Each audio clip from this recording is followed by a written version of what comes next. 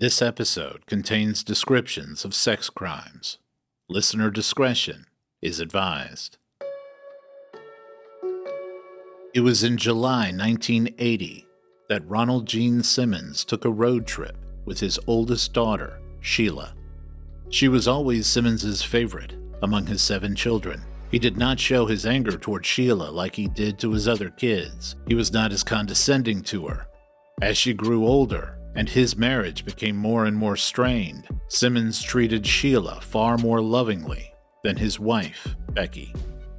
Simmons and his daughter were headed from their home in New Mexico to California for a coin show.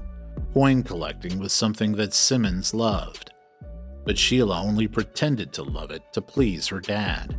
For a while, Sheila appreciated being doted on by her father.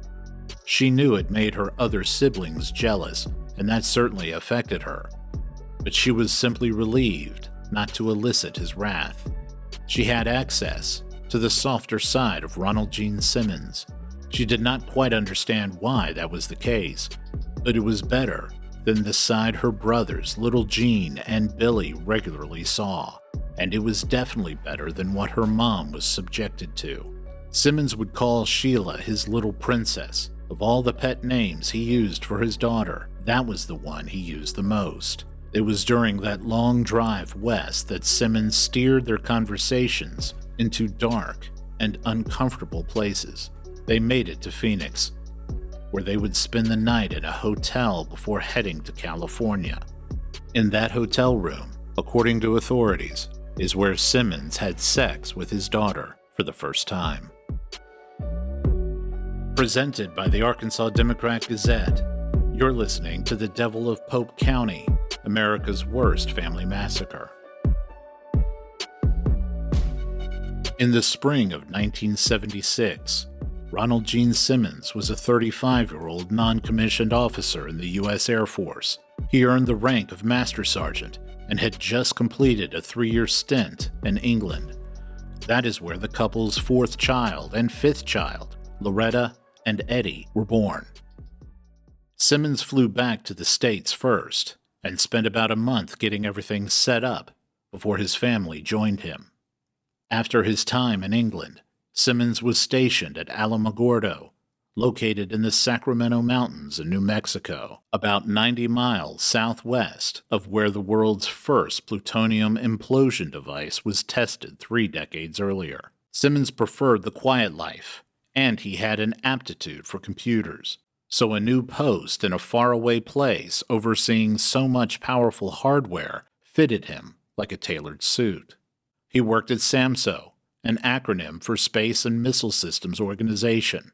The observatory he worked in was staffed by an officer who held the rank of captain and 7 NCOs. Simmons was the highest-ranking NCO there, so whenever the commanding officer was away, Simmons was the one in charge. Simmons's military career was a decorated one, and so much of the work he did while in the Air Force required top-secret clearance. He excelled at the work and loved the thought of doing something that so few people had the privilege of knowing about. The job was mostly administrative, perfect for someone with the keen sense of detail that Simmons had. He thrived there.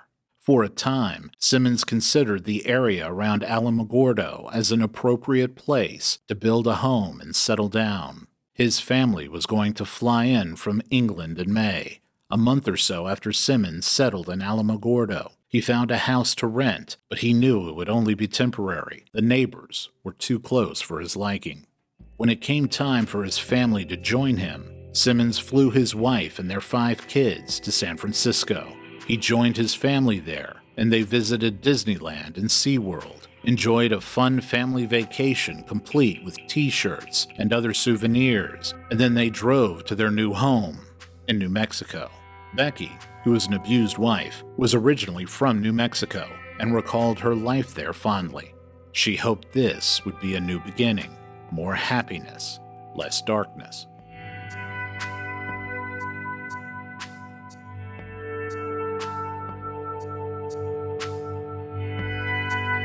Becky's older sister, Viola O'Shields, spoke to THV-11 in 1990 about Becky and the man she married. To hear her tell it, there was actually a time when Gene and Becky had a more blissful life. He was a very loving man at one time. He loved his family. The first time Ronald Gene Simmons entered the military was in September 1957, when he was 17 years old. His first entry into the U.S. military was not through the Air Force. He had enlisted in the Navy first, and following boot camp, he spent 19 months in Guam, where he earned his GED.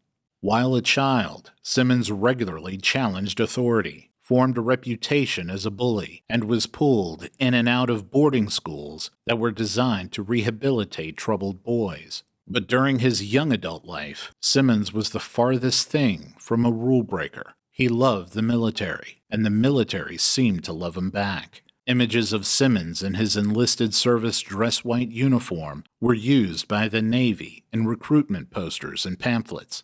He was riding high then, and that was when he met Becky, while stationed at the Bremerton Naval Base in Washington State. At the time, Becky was a typist for the United Service Organization. Becky was fast on the keys, but Simmons thought he could beat her, and he challenged her to a speed typing contest. He won, but Becky did not mind. She was attracted to the young sailor, and pretty soon they began dating.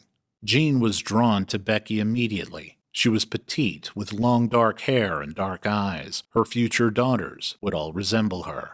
Becky was smitten too, and could not get over how confident the new man in her life was, and how open he was about his feelings and goals. He left such an impression on the 18-year-old Becky. She'd never met anyone like Gene before. Becky was ready for a strong man in her life, one who put his focus on her.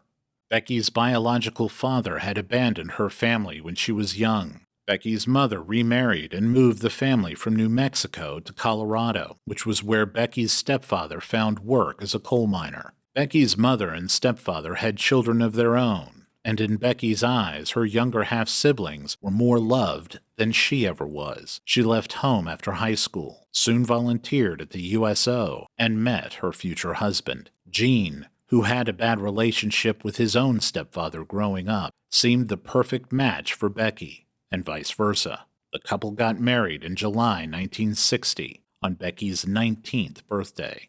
Becky would later tell one of her sisters that before she married Gene, his own mother warned her about him. She said Gene was overly controlling and temperamental. Becky was too love-blind to heed her warnings.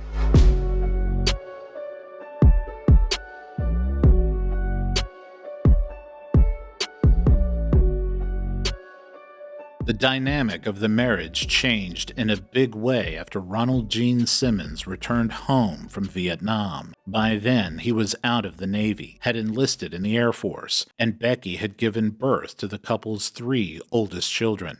Becky and her husband were no longer a loving couple after the latter completed his combat duty. Simmons's fuse was shorter, and his controlling nature was fully manifested. Becky became more submissive and tried her best to protect her children from their father's anger. That's why she hoped a return to New Mexico would help them turn the tide to the way things were prior to her husband's combat service. On June 3, 1976, a month and a day before the country would celebrate its bicentennial, the Simmons family was together again in New Mexico. The shine from their Disneyland vacation wore off quickly. Because of their relative proximity to Becky's parents in Walsenburg, Colorado, the Simmons family drove to visit them later that year. They spent time with Becky's mom, May Novak, who never had warm feelings for her son-in-law. Becky's siblings got an even uglier vibe from Simmons. He, in turn, had nothing positive to say about his wife's sisters and did not trust them. But one thing Simmons did like about visiting his wife's family in Walsenburg was seeing the kind of lifestyle the Novaks enjoyed. The more he stayed there, the less favorably he saw how his own life was going in Alamogordo. It was not farm life. That's what Simmons's in-laws had, and that's what he coveted. Simmons had spent some time as a child in Hector, Arkansas, which is on the edge of the Ozarks in Pope County. He actually lived there from the time he was 6 until shortly after he turned 10 years old, and that was the happiest period of his life. It was during that visit to Colorado that Simmons made up his mind to look for a new home. Ultimately, he wanted to be back in Arkansas, but in the meantime, he found a home in New Mexico, in a remote place called Wills Canyon, a community near Cloudcroft. Located in Otero County, Cloudcroft is considered the southernmost ski area in the United States. It has an altitude of more than 9,000 feet and is a short drive from West Texas. It's in the southern Rockies and is part of the Lincoln National Forest, about a 3.5-hour drive from Albuquerque, which is to the north. The Simmons home in Cloudcroft had 3 bedrooms, including one upstairs under the eaves. It was on 3 acres, not quite large enough for Simmons, but it provided enough land space so that his neighbors were not too close. Simmons bought the house for $24,000. He paid $10,000 and then paid the rest across the next 5 years. He made the last payment just before he and his family moved out of state.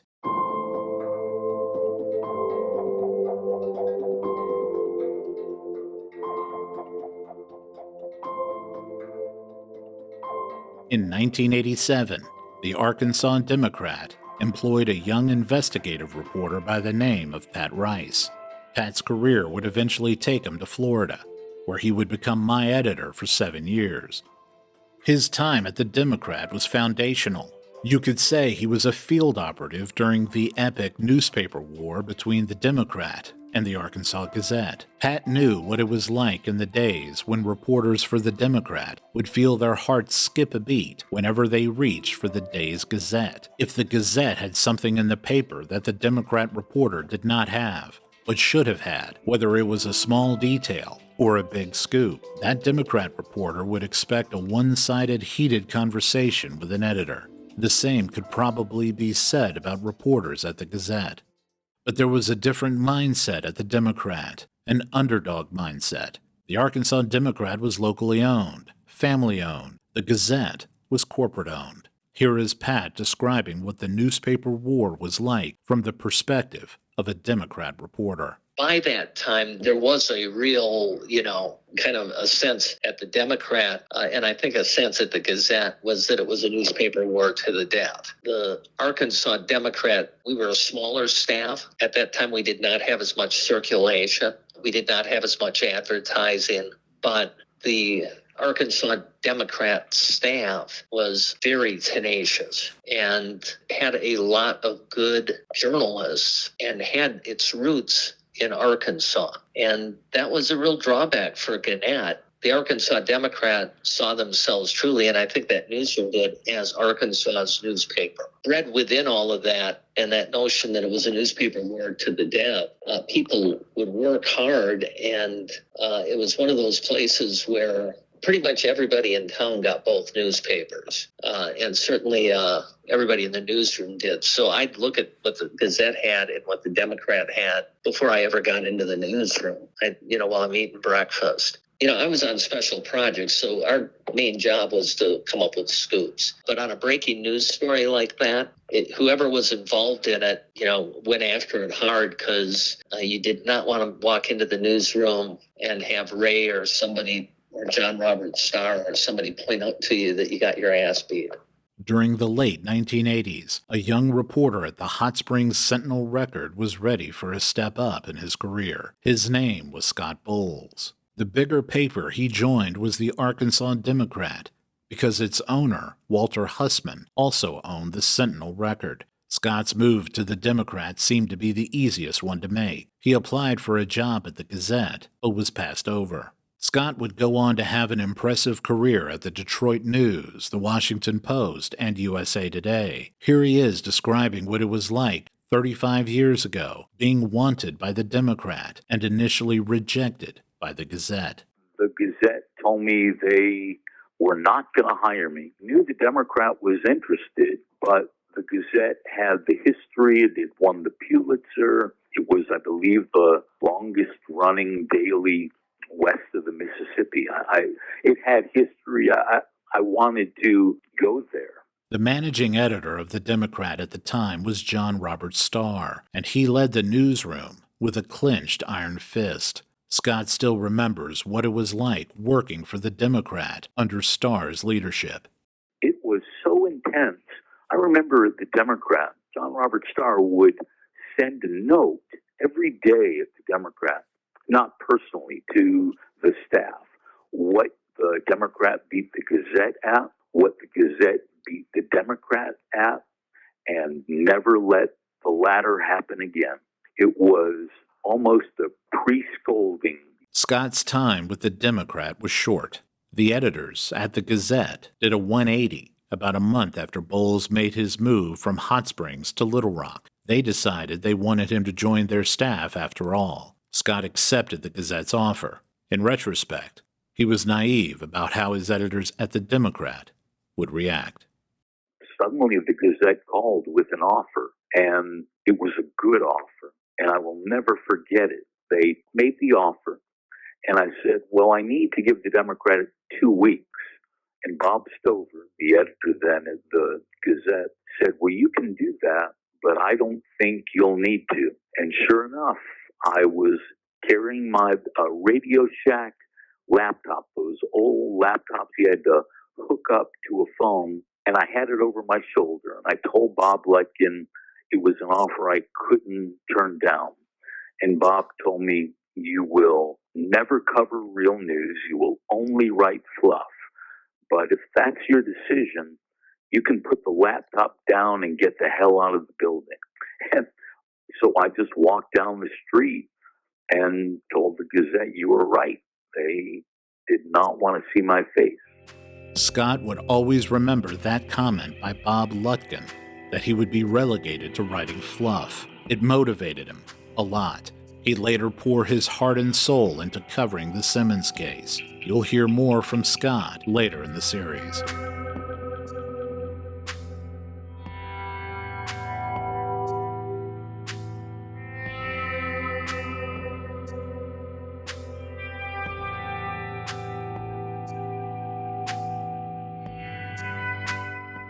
Just before the calendar flipped from 1987 to 1988, both the Democrat and Gazette had stories all over their front and inside pages about the family massacre discovered by the Pope County Sheriff's Office. For a few days at least, there was not a single international story on the front page. Both papers reported the total death toll of 16 and gave detailed accounts of the bodies that were found buried on the property. Both papers also referenced the incestuous relationship that Simmons had with his oldest daughter, Sheila.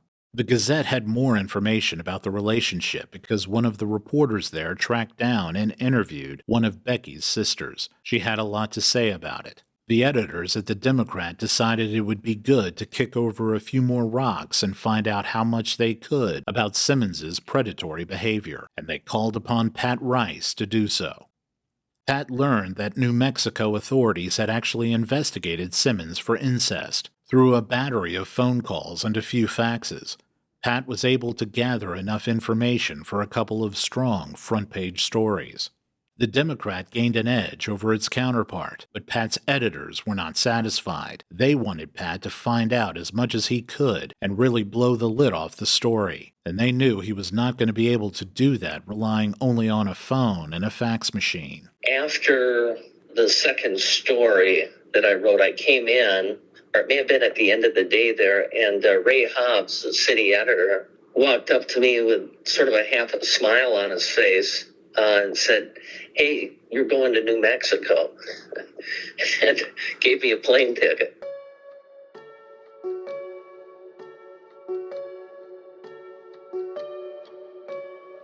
During his trip to New Mexico, Pat would visit the property where Simmons and his family had lived years earlier. He noticed something very unusual about it. When I was up in Cloudcroft, I got directions to where their home was. It was probably 7-8 miles down some mountain roads outside of Cloudcroft. When I got to the property, what really struck me, and people had told me this, that on after school and on weekends, the main things that the kids did during the day were go around and find rocks. They were building like a stone wall around the property.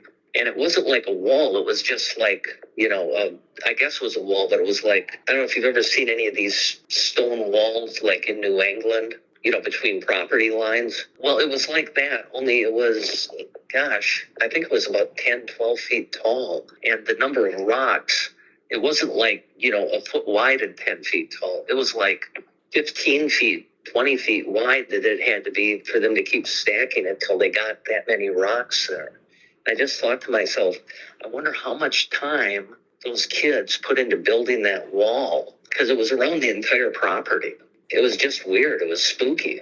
By late 1976, living in that house in Cloudcroft was a struggle for everyone in the Simmons household. The kids were struggling in school because they were so exhausted from being so overworked hauling rocks and performing other labor around the property. In November of that year, Simmons received unsettling news. The SAMSO Observatory was no longer going to be staffed by him and a handful of airmen. Those responsibilities were being handed over to a smaller, less expensive mobile unit. He fought that transition as best he could. Simmons worked longer hours so that the NCO staff could be reduced. That bought him some time, but that only meant that Becky and the children carried more of the burden at home, and that caused more tension and Simmons's temper to flare even more. The family's sixth child was born around that time, Marianne Michelle. Bills were piling up, and the job at SAMSO was likely to come to an end at any moment with little or no warning. Finally, it happened. The Air Force announced the official deactivation of the observatory, effective in June 1978. A few months earlier, Simmons got word he would be transferred to Holloman Air Force Base by the end of July. The base was also located in Otero County. Little Rock Air Force Base was his first choice. Holloman was his second, and he'd only given the Air Force 2 choices for his transfer. So in June, Simmons was transferred from the observatory to Holloman. That summer in 1978, Simmons lost it and did something he'd never done before. He struck his wife in front of the children. The older kids knew their father had been physical with their mother, but this was the first time it happened in front of them. Little Gene, who by that time was 16 years old, refused to sit back and watch. The teenager tried to protect his mother, but he was physically no match for his father, who beat him to the floor and kept beating him while he lay. The family watched in horror, bruised, angry, and filled with hatred for his father. Little Gene left home 2 days later and hitchhiked to May Novak's home in Colorado. His father drove to get him, and he was accompanied by his wife and his oldest daughter, Sheila. May noticed something strange when Simmons pulled up. Sheila was in the front seat, while his wife was in the back seat. That did not look right to her. May also accused Simmons of abusing and overworking his children, but he waved her off. Simmons drove his son home, and the two barely spoke to each other afterward. Little Gene wanted nothing more than to be out on his own, away from his father's reach. He wanted that for his family, too. He knew they would never be safe living under the thumb of such a monster. That August, Simmons was up for a promotion to become an E8, a senior master sergeant, which surely meant a transfer to Turkey. He refused it and notified the Air Force of his plans to retire. That meant he would receive only half pay once he was honorably discharged. His Air Force career came to an end by December 1979. His behavior toward his wife was worse than ever before. Becky dreaded her husband's retirement because his sour attitude was only getting worse. By that time, Becky had given birth to her and her husband's 7th child, Rebecca Lynn. Without the military, Simmons was floundering. He felt inadequate, and that only made his mercurial manner worsen. Meanwhile, due to his waning desire for his wife, his lust for his own daughter kept intensifying.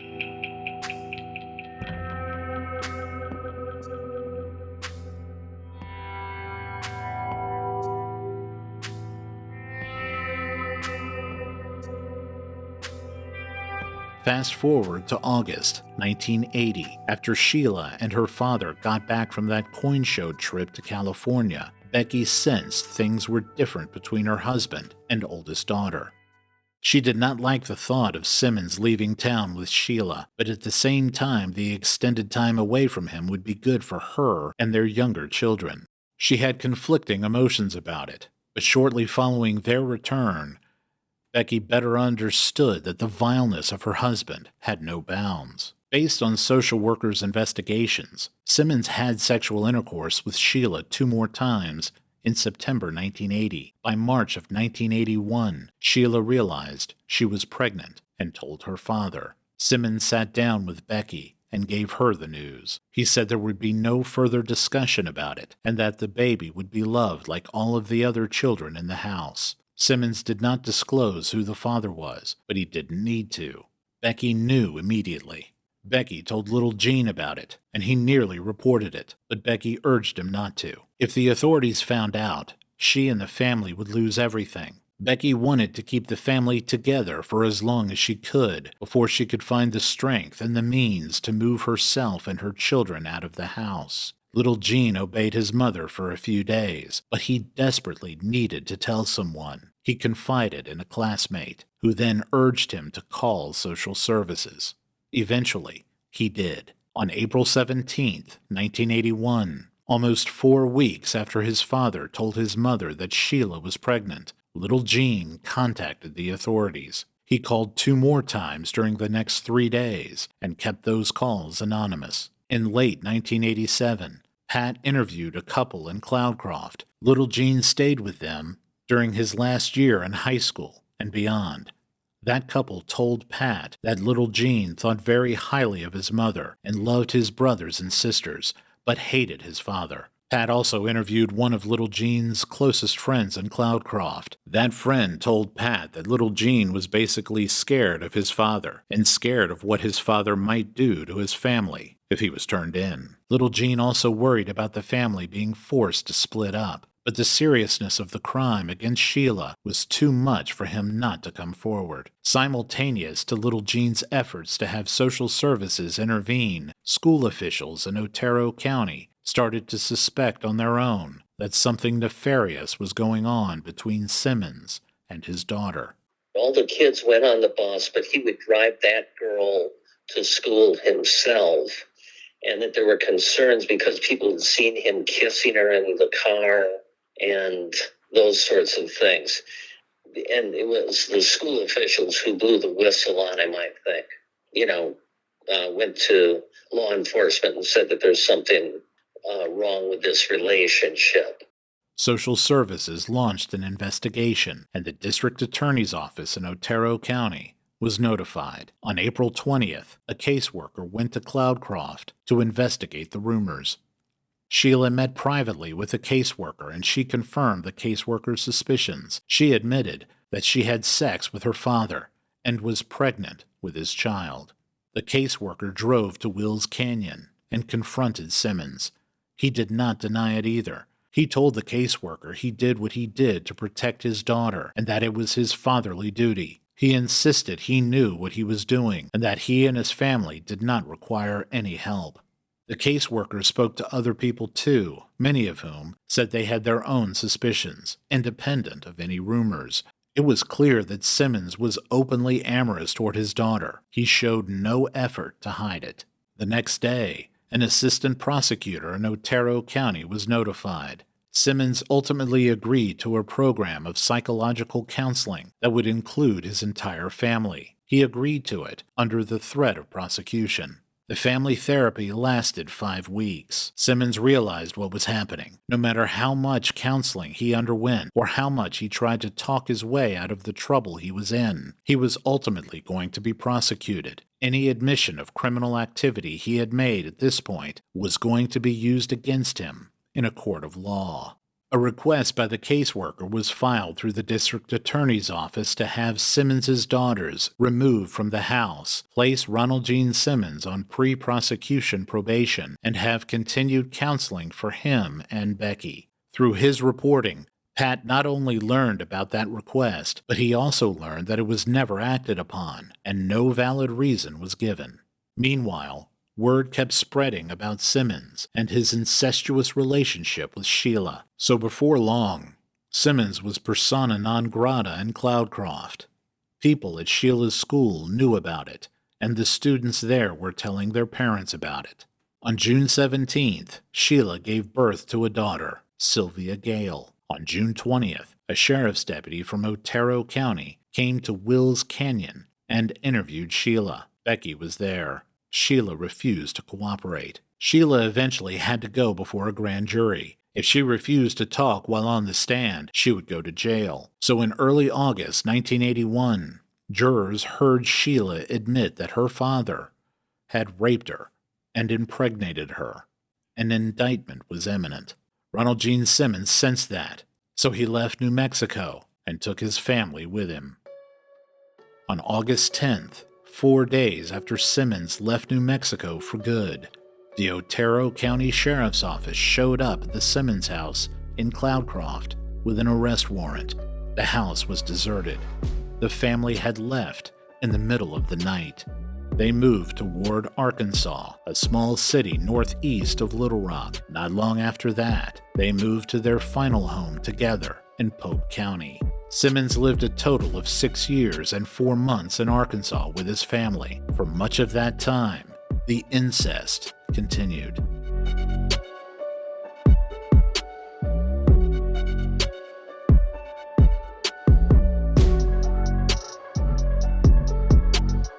In the days following the murders, Pat Rice interviewed Walt Patterson, who was the head of Human Services in Arkansas at the time. Patterson told Pat that records are purged every few years and that all of the documents that contained the answers he was seeking were all shredded and trashed years earlier. Patterson also described the information his agency received from New Mexico authorities as flimsy.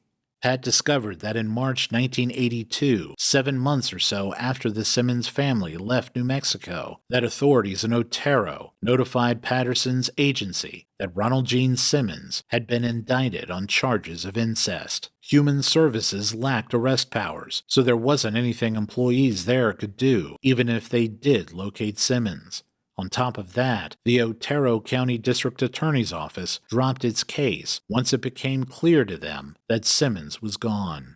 Rice had a litany of questions for Patterson, and at one point, Patterson got defensive during the interview and said to Pat, quote, "What did they want us to do? We're supposed to have helicopters with binoculars scouring the state for this guy?" End quote.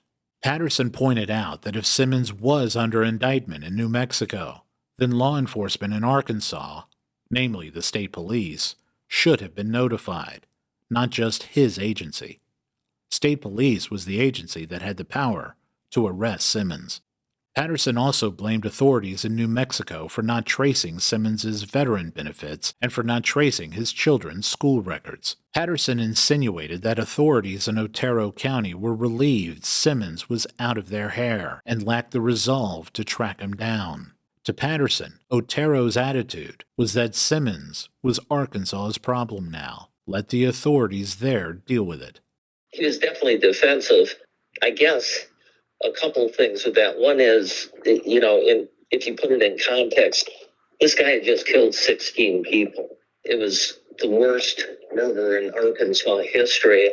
And so this had just occurred. And then, a reporter calls you and says, "Hey, they have said that they've sent you information about this, or your department several years ago, and nothing was ever done." I'm interpreting, but my interpretation would be that neither he nor Arkansas Human Services wanted to be viewed as the one who dropped the ball on a case that was then turned this bad. Cavalier attitude aside, Patterson was not completely off base. The dropped charges indicate that New Mexico did not have much interest in pursuing the case after Simmons had left.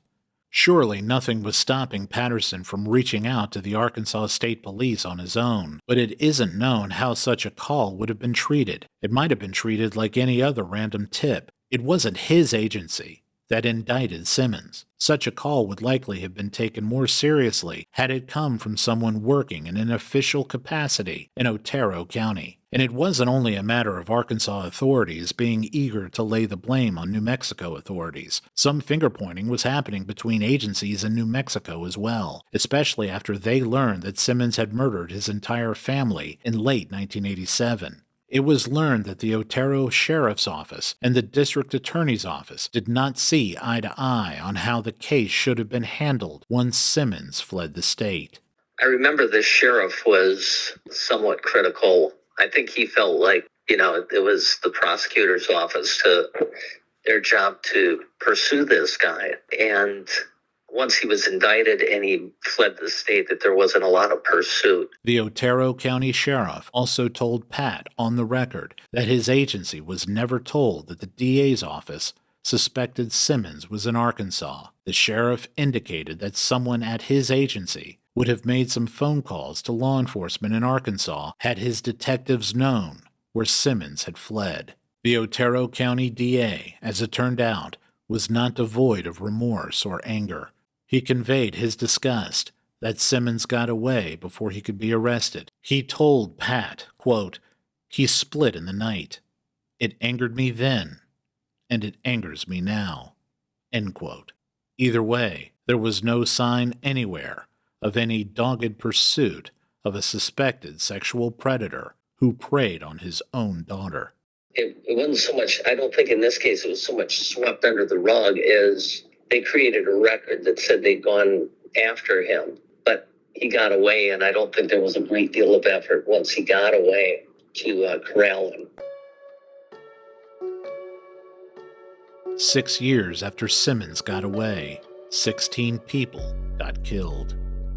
By early 1988, Ronald Gene Simmons was finally confined to a jail cell awaiting trial for murder. He did not have to wait long. Simmons was the last person who was going to waive his speedy trial rights. He wanted to stand trial as soon as possible. The state did not seem to mind. Coming up on The Devil of Pope County, America's worst family massacre. Boy, it was very quiet. A lot of security and a lot of people. It was a more full courtroom. That was a very uncommon thing. It was a round bag and it didn't fit in square hole. MNM, and he wouldn't tell me what it was. In his mind, it was very clear to him what it stood for. The Devil of Pope County is written and hosted by Tony Holt, produced by Kyle McDaniel, and presented by the Arkansas Democrat Gazette.